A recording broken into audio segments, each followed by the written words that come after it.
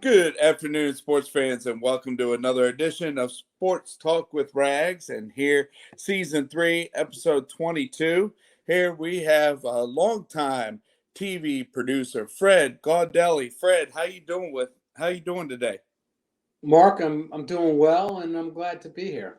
Hey, well, thanks for coming on, and I know that you've had a great career here with being executive producer here with many with ESPN and NBC Sports. Yeah, I've been really fortunate, Mark. This would be my 41st year in television, Wow. and it really could not have gone any better. Starting at ESPN, almost at the infancy of ESPN, Right. that was a major break. And then my 5 years at ABC when I did Monday Night Football, back when it was on ABC, was a great experience. And the greatest experience is having been at NBC since 2006, where we were able to create the Sunday Night Football show and all of that. So I've been very, very fortunate and have gotten to work with so many great people. Yeah, well, let's go back here to your time at ESPN. I mean, the NFL draft here that just completed here last week. I mean, that used to be in New York City, but now so you were involved here with producing the NFL draft, there in the early 90s, and boy, what a show it's now gotten to be. The first draft I ever worked on, actually, it was the first show I worked on at ESPN. I was a floor stage manager at the 1983 draft. Wow. When we had the 5 quarterbacks, Elway, Marino, Right. Kelly, and them. And then I started producing it in 1990. And then I did the next 11 drafts all the way up to 2001, either as the producer or as the executive producer. Right. But when I left for ABC, and even back then, even in the 90s, you felt the momentum and you felt the growth. We went from the Marriott Hotel. Right. Then we went to the Madison Square Garden. Right. Then we went to Radio City Music Hall. So you kind of felt it. You felt it coming. It had become a big national event. And obviously what we saw in Kansas City a couple of weeks ago was unbelievable. And I think it'll only get bigger as cities try to outdo one another.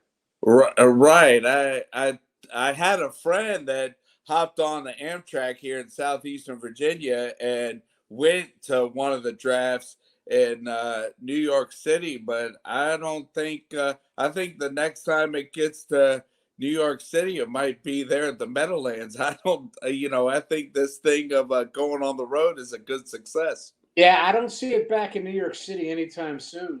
I really don't, because all these other cities have made it, almost like acquiring a mini Super Bowl. Right. Acquiring the rights to host the NFL draft. So I really hope Green Bay gets a chance. It's one of my favorite cities in America. They're my favorite people in America. Not the Packers, but the Packers, but the people of Green Bay.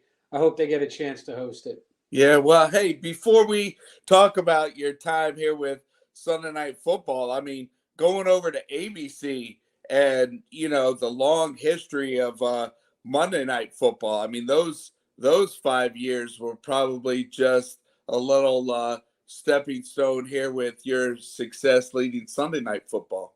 Well, no question, because, Drew Esikoff and I, we started at ESPN together back in not together, but within 6 months of each other.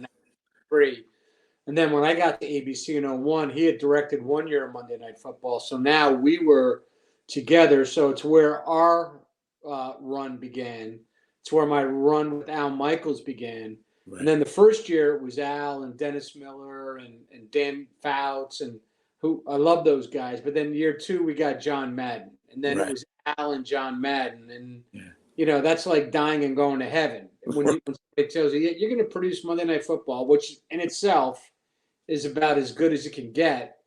But then when they tell you your announcers are John Madden and Al Michaels, I mean, you're feeling pretty good. Right. So then when you went over to NBC Sports there with Sunday Night Football and able to get, Al and John to come over. I mean, and then the pregame. I mean, so just what a success their Sunday Night Football has been. Well, Dick Ebersol at that time was the chairman of NBC Sports, and he really liked the way Monday Night Football was presented in our final years of Monday Night Football. Right. And once ABC lost Monday Night, ESPN took it. Right. And Dick acquired Sunday Night, and the NFL had told Dick, "Hey, our main primetime night is not going to be Sunday night." He went out and tried to assemble, the best possible people, and he did that on the pregame, Right. the game itself. And I didn't really think that America would change its primetime viewing habits. Monday Night Football at that point was a 35-year American institution. Right. Once the NFL started giving us, all these great games on Sunday night, Yeah. America's habits changed pretty quickly. And a lot of that is, certainly due to Dick and his vision.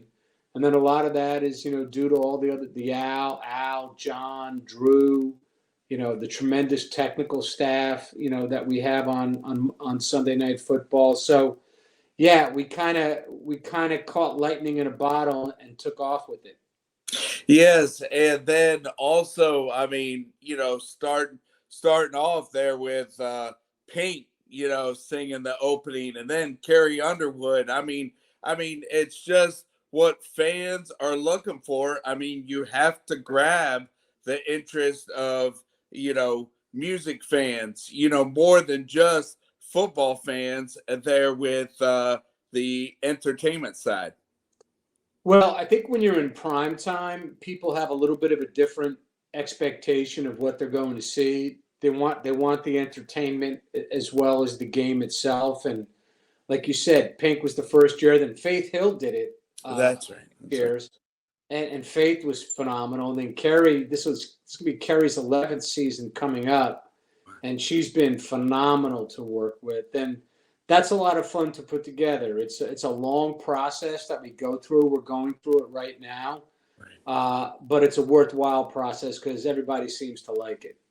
Yes, and then also even the 75-minute pregame. I mean, they're in studio, and then also the excitement of having Chris's son, Rodney Harrison, they're on the site of where the Sunday Night Football game is being played. I know for myself, I've kind of, dropped watching the 425 game and moving over there to NBC here with the highlights and the pregame before Sunday Night Football kicks off. Yeah, our pregame team really does a phenomenal job, not only catching you up on what happened in the earlier games today, but getting you excited about the Sunday night game, that we're about to see. Maria Taylor's came in Yeah. last year, terrific job. Jason Garrett came in last year.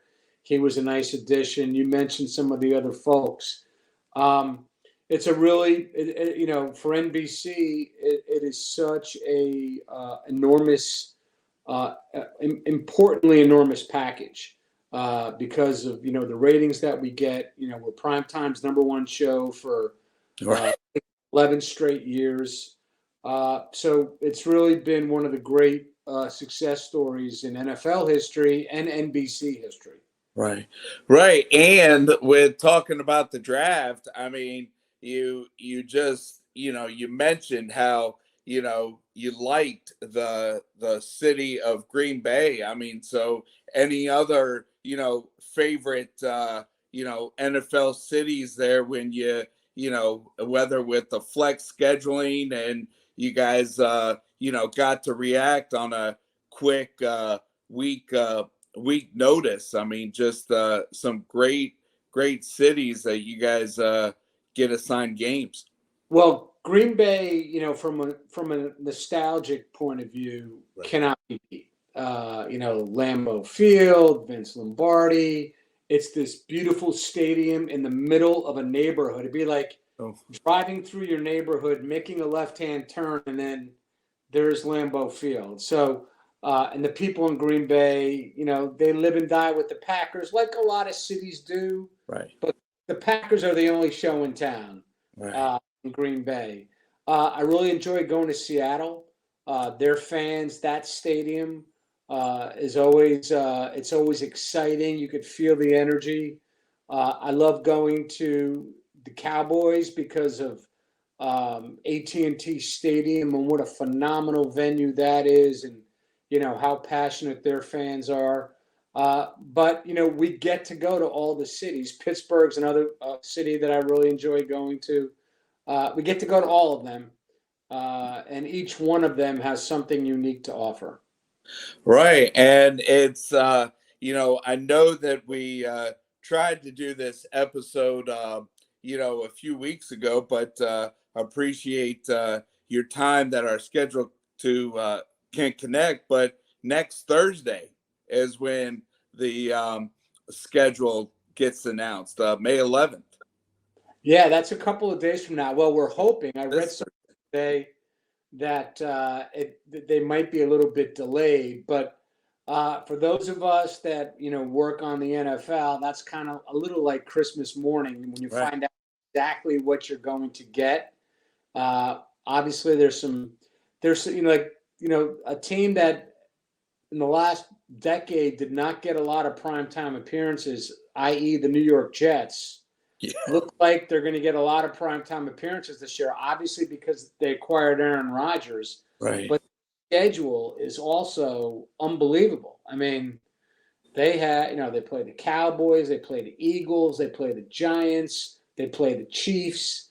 That's just outside of their division, and every division game in that division next year is going to be important. So, or this coming season, I should say. But yeah, we're all excited to find out what our game's going to be.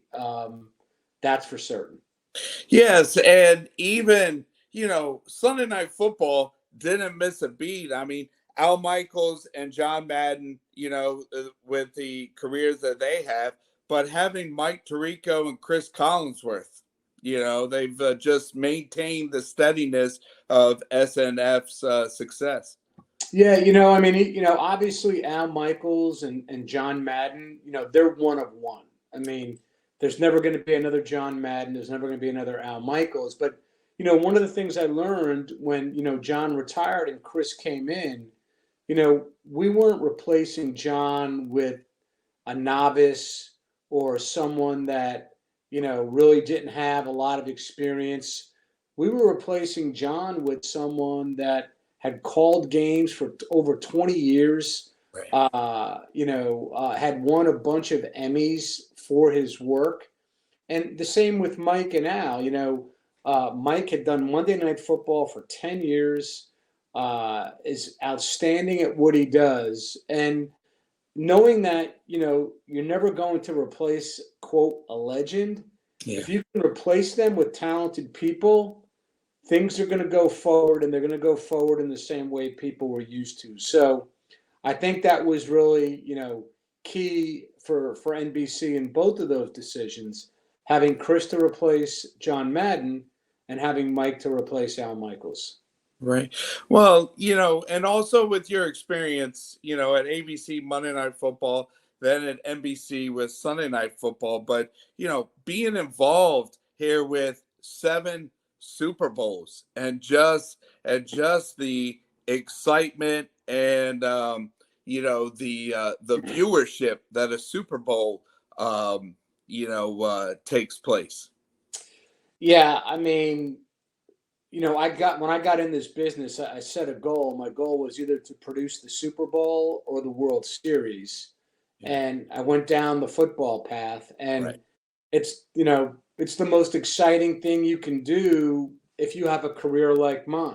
Right. The entire world is watching. Right. It's the most important thing on this day, certainly in America, without a doubt. Right. And I've been fortunate. The first 2 Super Bowls I did, The first one was a blowout. Tampa Bay blew out the Raiders. Yeah. Second one, close game, but it was dull. It was Pittsburgh and Seattle. Yeah. But since then,